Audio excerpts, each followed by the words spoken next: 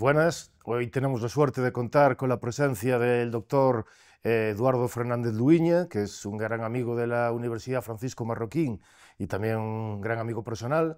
Y pues entre otros cursos estuvo hablando sobre la inteligencia artificial, los retos de la inteligencia artificial, los problemas, las transformaciones que está provocando.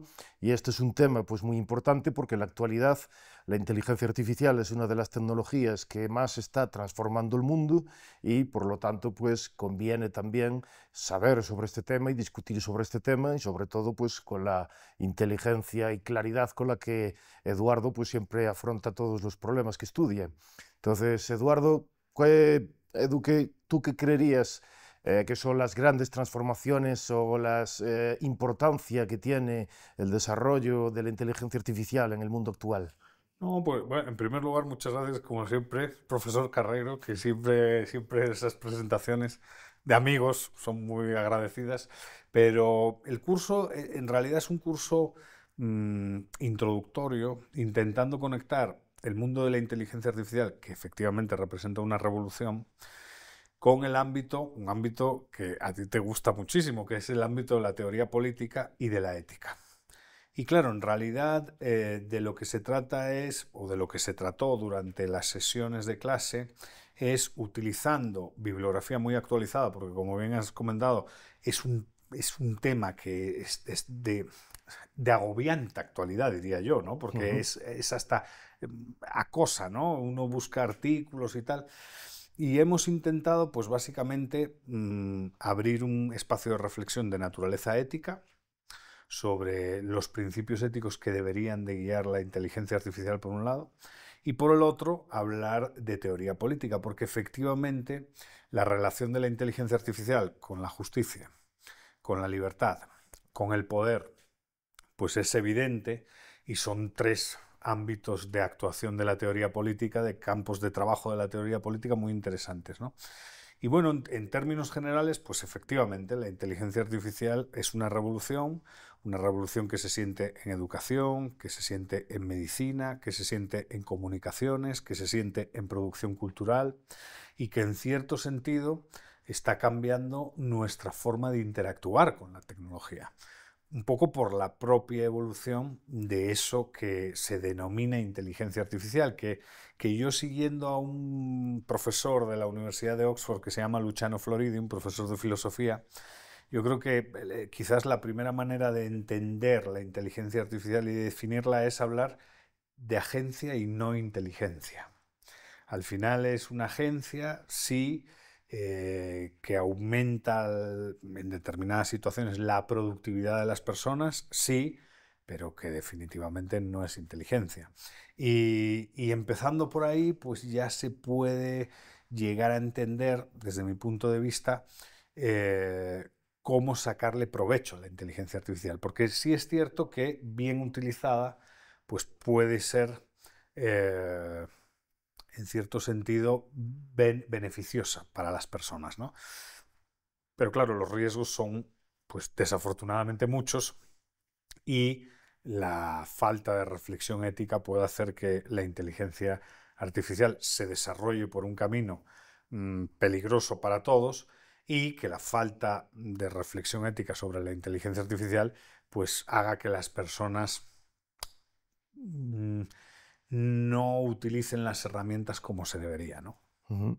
Una cosa muy, por lo menos que a mí me parece muy significativa, es eso como en cierta medida no solo está teniendo transformaciones, pues digamos a gran escala, en términos económicos o en términos políticos, sino también pues en la vida cotidiana de las personas. De hecho, a mí me hizo, por ejemplo, me sorprendió encontrar ahora pues hay una serie de noticias que a veces aparecen en los periódicos donde quiénes son pues los personajes más importantes según la inteligencia artificial o quiénes son las habilidades más importantes para destacar en X según la inteligencia artificial, que por un lado parece también como una forma, un periodista un poco vago, pues de sacarse una noticia sin Mm. tener prácticamente que hacer nada de trabajo, pero que también refleja pues esa idea de que ahora muchas personas utilizan estas herramientas como el chat de GTP pues para básicamente casi ni siquiera tener que elaborar su propia pensamiento, sino simplemente pues decir o repetir lo que con esta herramienta se consigue. Entonces puede tener, como dijiste tú, pues usos positivos que incrementan la productividad, pero por otro lado también puede tener usos negativos, como que, por ejemplo, que vuelva a las personas demasiado dependientes. Algo similar a lo que ocurrió con Google. Google, los buscadores de Internet, que son una herramienta también magnífica, por ejemplo, incluso para la investigación, pero que por otro lado también se pueden utilizar o puede tener efectos negativos, pongamos por ejemplo en la memoria. Muchas personas pues y eso también, pues, también pasa a mí, por ejemplo, ya no necesitamos recordar No. todo lo que necesitábamos recordar antes, entonces, pues, como quien dice metafóricamente, subcontratamos la memoria. Y en este caso es todavía un paso más allá, porque ahora está elaborando también como unos, y digo elaborando entre comillas, pues como unos documentos, unas respuestas a preguntas que se le plantean, y eso puede, pues, también tener efectos negativos. Sí, yo creo que esas cuestiones, afortunadamente hay teóricos políticos y filósofos que están pensando sobre ellas y claro, no tenemos respuestas, pero el diagnóstico yo creo que sí existe, ¿no? La inteligencia artificial afecta a nuestra autonomía y afecta a nuestra capacidad crítica. En realidad algunos hablan de la inteligencia artificial como un nuevo demiurgo, ¿no? Y eso sí se observa, porque cuando uno habla con gente que utiliza la inteligencia artificial, parece que todo lo que dice la inteligencia artificial es correcto y es la verdad. Y eso está muy lejos de ser correcto y cierto, ¿no? Porque evidentemente la inteligencia artificial también comete errores, por varias razones. Pero el hecho es que sí, la autonomía de la persona se puede ver en riesgo. Su capacidad de pensamiento crítico se puede ver en riesgo. La cultura del esfuerzo puede quedar dinamitada por el uso irresponsable de instrumentos de inteligencia artificial.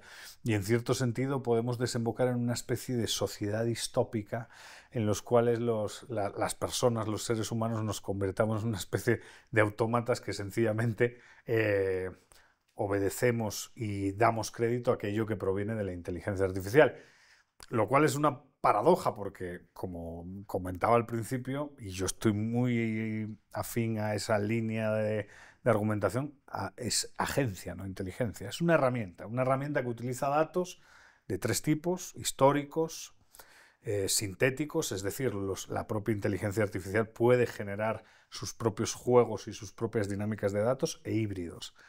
Y evidentemente si la calidad de los datos pues no es la adecuada, todo lo que viene después es un problema, ¿no?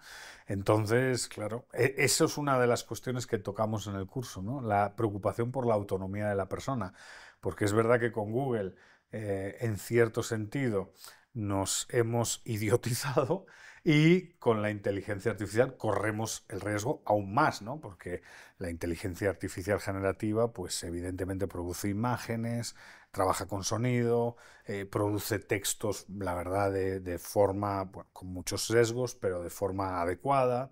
Entonces, claro, nos hace la vida, entre comillas, más fácil, ¿no? Pero esa vida, entre comillas, más fácil es a costa de perder autonomía y de perder capacidad crítica.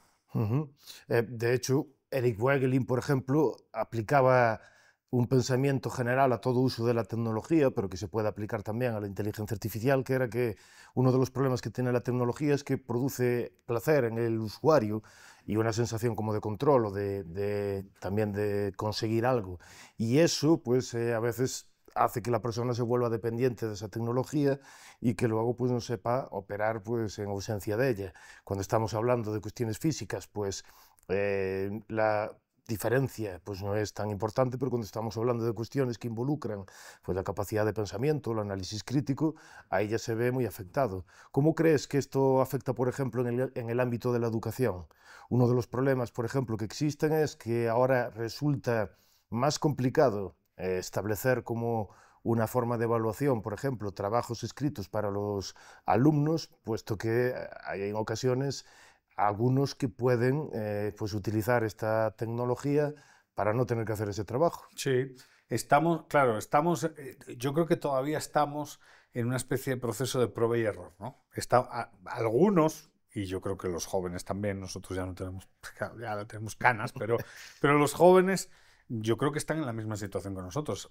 A lo mejor se adaptarán más rápido, pero son parte de ese proceso de prueba y error. Claro, ¿cómo interactuar? El ChatGPT puede ser una herramienta muy mala o puede ser una herramienta buena si uno la sabe utilizar. Yo por eso creo que la ética es tan relevante a la hora de, en cierto sentido, motivar nuestra relación con la herramienta, ¿no?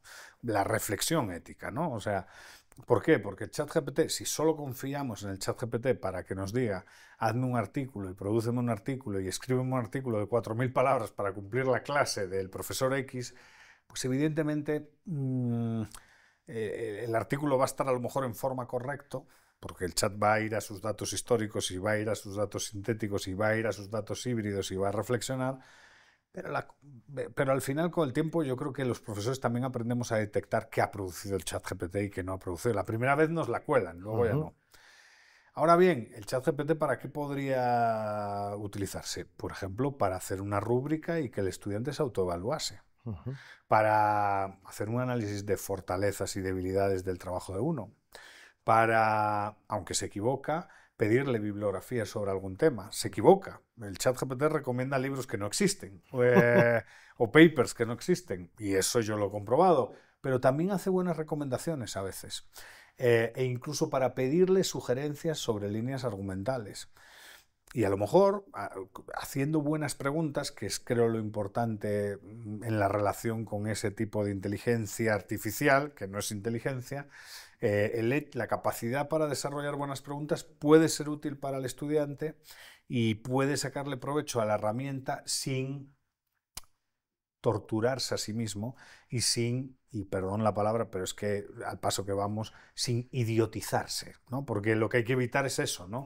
La pérdida de autonomía y la consiguiente idiotización de la persona, ¿no? Porque esa es la que tiene que ser inteligente, ¿no?